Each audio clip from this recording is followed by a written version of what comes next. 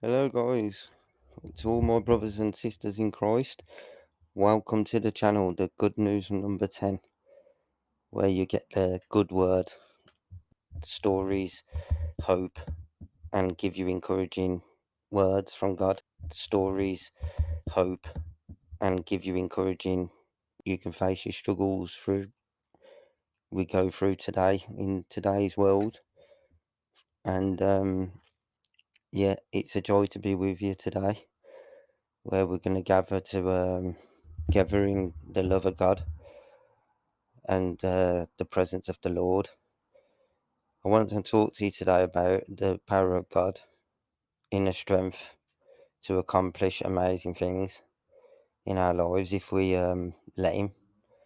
So, yeah, and He used just how He used David and Goliath, um, and simply just by restoring him, how He used David when He overcome him with a stone and a sling to defeat him.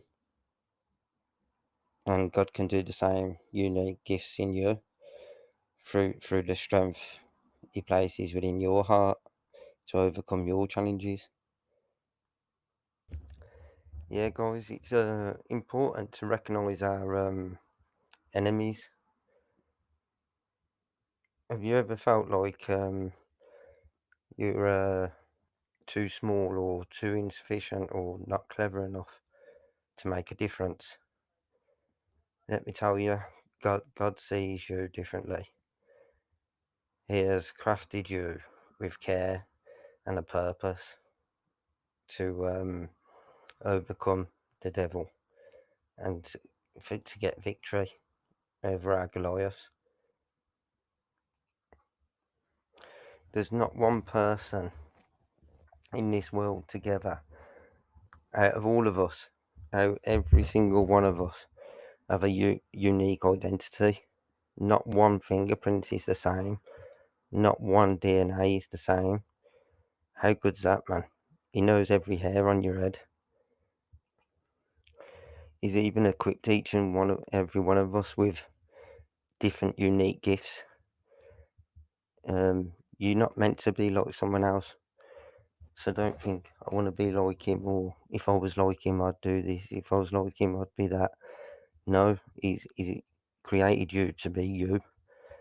So don't act like somebody else or try and be somebody else. He's give us all that special uniqueness and skills and gifts. Whether and it's your skills and your qualities that make up your enemies.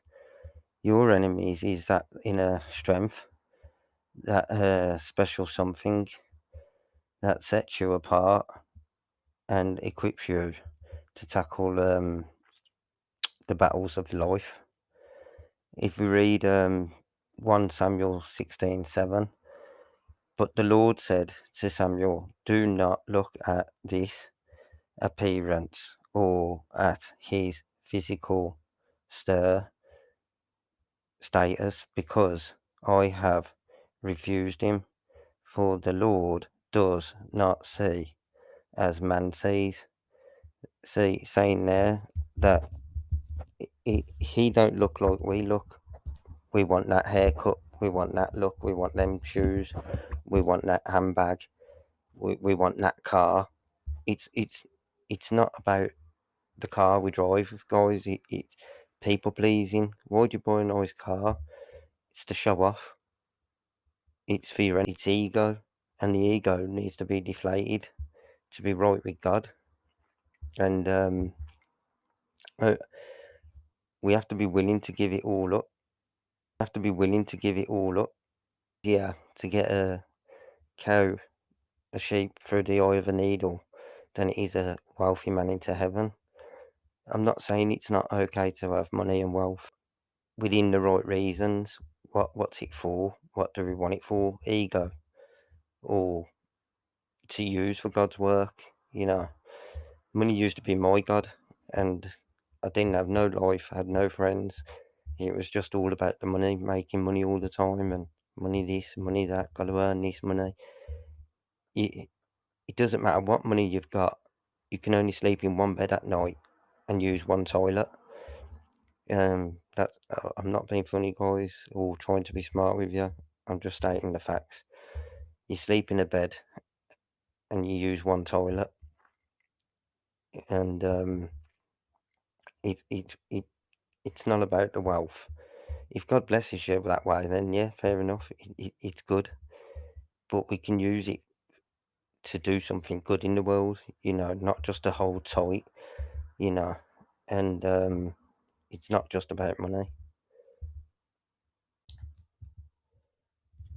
God's plan and purpose for our lives is much more greater than the um, the wealth here on earth, guys. When we have victory in heaven, so we need to start standing up to the devil now, and living a good godly life. Instead of focusing on your weaknesses, focus on the strengths, what you can do with your gifts, where can you use them, what are you good at. You know, stop worrying about you can't do this, you can't do that, like, or declaring that you're giving the power to the devil, saying, oh, I can't beat this addiction, I can't do this, I can't meet this man, I'm never going to get married, I'm never going to have kids, I'm getting too old, I'm not going to be able to get that job, I'm not good enough to start that company. You are, guys. Stop making excuses of what you can't do and make excuses to do it. You know, declare that you can do it. You'll be surprised what you can do when you put your mind to it and stop speaking negativity over your life. Just change your negativity to Philippines 4:13. We can do all things through Christ who gives us strength, who strengthens me. You are worthy. God sees a good person in you. He don't see the negativity in you. He sees good. And gratitude, guys. Gotta have gratitude. If we're not grateful for what He's already done, setting us free and saving us, and then how can He do more if we're ungrateful? Gratitude, guys, goes a long way. Be grateful, because when you embrace your enemies like that, yeah, you tap into a whole new limitless power of God's grace that can work through you, accomplish great things, guys. He even says there, look, we think we're not getting anywhere, and if you read Matthew 17:20, it says there, truly, it's because you've got no faith, you have so little faith. Are you half believing in God, or do you really believe in God? You know, Matthew 17:20. Truly, I tell you, if you have faith as much as a mustard seed, you can say to this mountain, move from here to here, there, and it will move. Nothing will be impossible. So, when you're going for that job interview, stop talking negative over your life before you go. When you're battling these addictions, stop being negative, saying you can't beat it, saying I'll never beat it. No, you can. You can do all things through Christ. Matthew 17:20. You can move a mountain, and God will be there with you. As David defeated Goliath, the giant Goliath, you too will encounter challenges that seem impossible.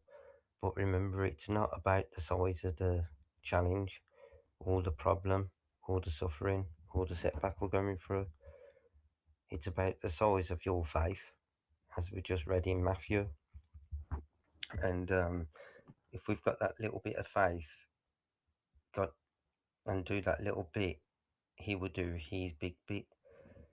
Trust in God's guidance and lean on Him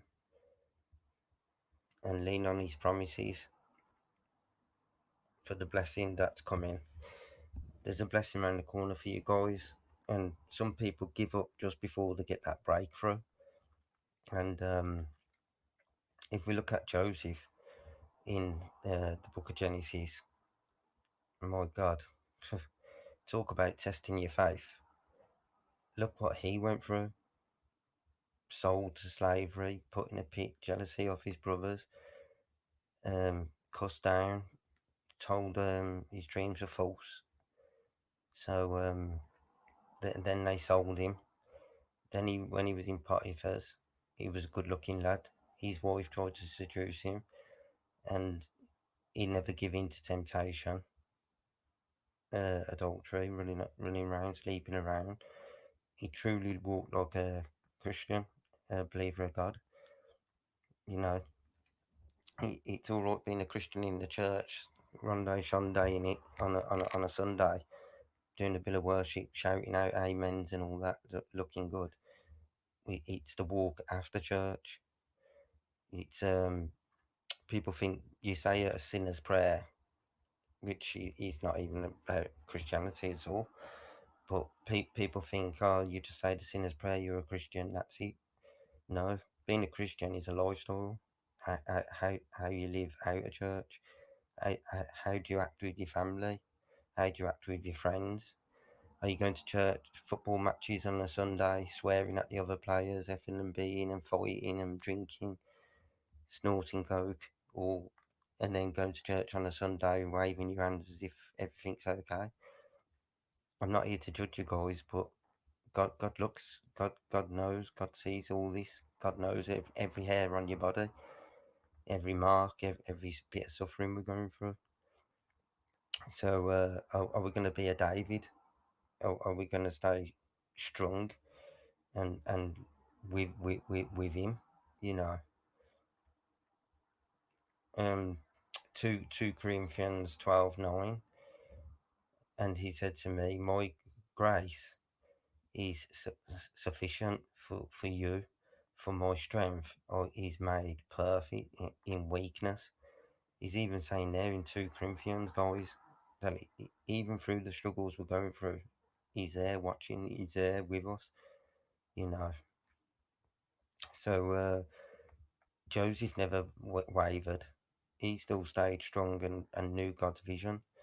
But even in the midst of all his madness, look how God still used him. He blessed him in the jail, made him the overseer of the prisoners, and then he gave him the gift of interpretation to interpret the dream. And this is nothing to do with his promise, what he was made yet. This is just how he's using him. So even through your struggles where you're battling, God can still use you. God might be where you're suffering. You've got to stay strong with God, because that's where you'll be a witness to your friends. Not when things are going good, when things are going bad. That's when you open your friends' eyes, and people see it and they think, God, look what he's going through and how good his faith is. That's the best testimony for God you could ever do, for a Christian. Almost done now, guys. Won't keep you too long on this one. I'll keep this sermon short and cheerful. So today I just, with this message, I just want to encourage you to embrace God's true love and his plans that he's got for you, and that you open your mind and focus on the strengths you've got rather than the weaknesses, and how staying focused and positive is a better testament to God's love and kindness than what it is when everything's going well for you. Because when people are around you who see that you're having these bad times and they know your struggles, but they see how you act, that you still love God, then they know then it goes a long way. It proves it. And being positive and equipped with God, and he'll equip you with with inner peace and the strength that you need to conquer it. So positive things are coming, just like Joseph, he could have give up, but he never. And when God is for you, no one can be against you.